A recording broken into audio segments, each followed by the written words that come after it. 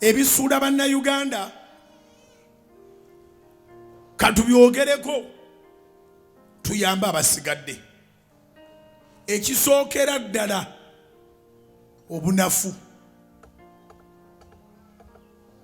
obunafu.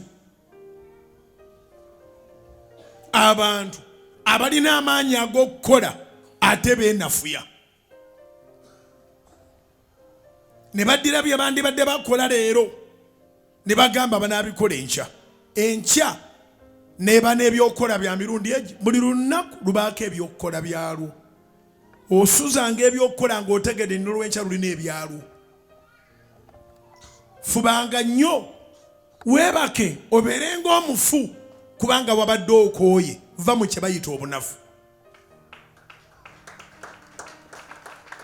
Teweenafuya. Tokkiririza mu bunafu. Obunafu namba emu. Namba bbiri, amalala. Amalala gali mu bannayuganda. Amalala abantu balowooza nti muntu kubeerawo nga obanga akoze atya. Naye amalala agasooka kunyooma kukola kyoteekwa kukola ekinaakuyamba okweyongerako.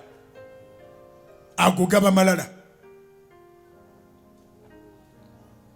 N'omanya omulimu ogwoteekeddwa okukola siteetasi y'ekyuke, omulimu ogwo n'ogaana ogukola.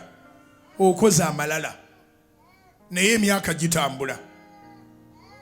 Weewale obunafu, weewale amalala ag'okunyooma emirimu, ag'okujerega emirimu.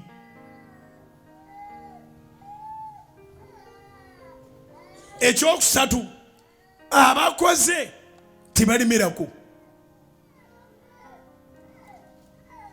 Olwaleero omuntu bw'omusanga ng'avuga special taagala giremeramu abeere established mu special. Ekintu kyonna ky'olemerako nga kirungi kimala ne kikuwa empeera.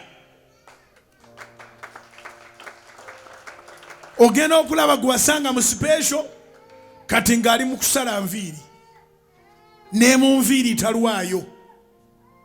Bannayuganda balaakinga consistency and patience. Consistency and patience. Okulemerako n'okugumiikiriza. Osanga omuntu ng'emirimu gye yaakakola tegibalika. Agubuukira n'agugwamu kubanga luwo balabye abaguzeemu emmotoka. Agenda okutuukamu. Agenda olaba nga ali myaka 2 tanaba na kuweza zigula mupiira gwa mmotoka ogwo n'aguleka. Emirimu gye tugendamu ng'abantu bagiguzeemu emmotoka oba baguzeemu ettaka oba bazimbyemu ebizimbe baba tibakagigendamu. Enjawulo y'abazungu naffe, inconsistency yaffe twawula ku bazungu.